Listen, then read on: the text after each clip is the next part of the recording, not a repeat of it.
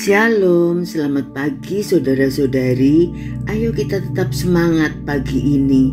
Mari siapkan hati kita untuk mendengar dan merenungkan firman Tuhan dengan berdoa lebih dulu. Selamat pagi Bapa yang baik. Kami bersyukur untuk hari yang baru dan berkat yang baru pada pagi hari ini. Terima kasih untuk anugerah-Mu. Kami tidak bisa hidup tanpa-Mu. Jadikan hati kami tanah yang subur, yang siap ditabur benih firman Tuhan, sehingga firman-Mu menjadi pelita dalam setiap langkah hidup kami. Dalam nama Yesus kami berdoa, amin. Tema kita pagi hari ini, iman yang berakar, diambil dari Efesus 3 ayat 14 sampai 17. Itulah sebabnya aku sujud kepada Bapa, yang daripadanya semua turunan yang di dalam sorga dan di atas bumi menerima namanya.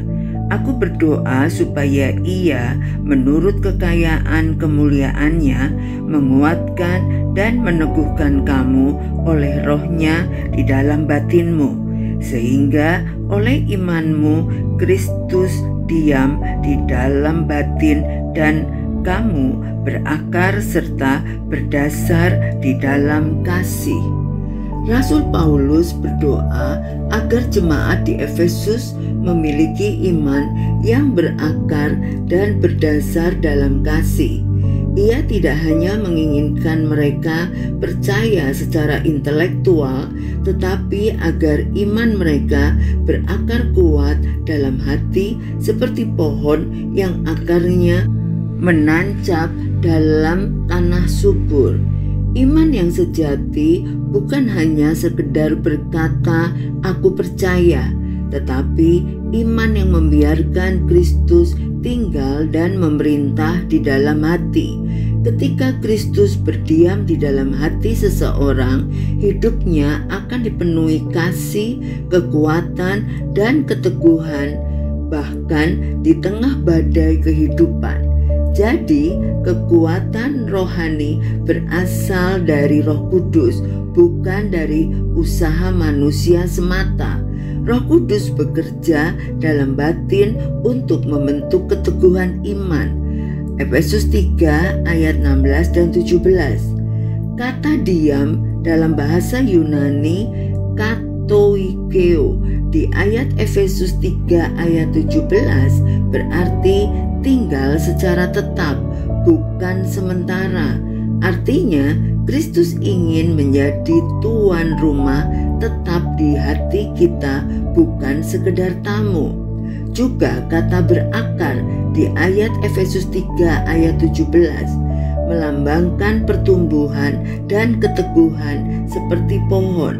Kata berdasar melambangkan fondasi kuat seperti bangunan.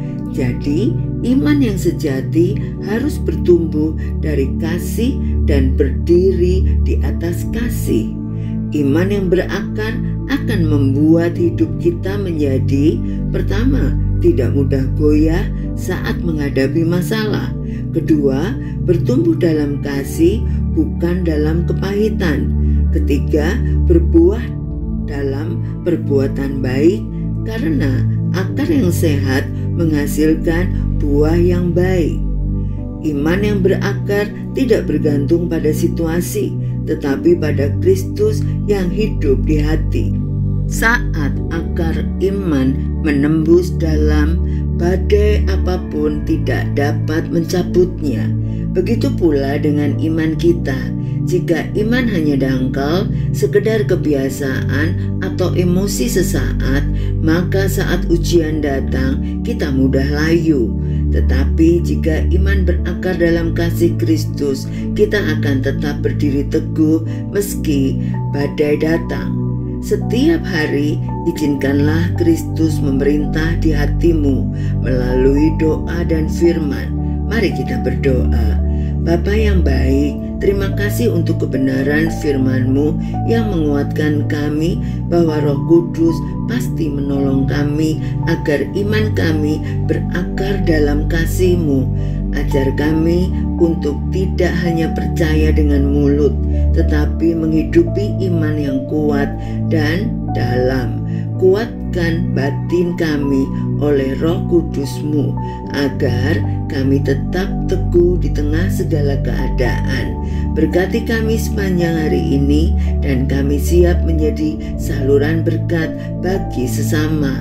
Dalam nama Yesus kami berdoa dan mengucap syukur. Amin. Selamat beraktivitas. Tuhan Yesus memberkati.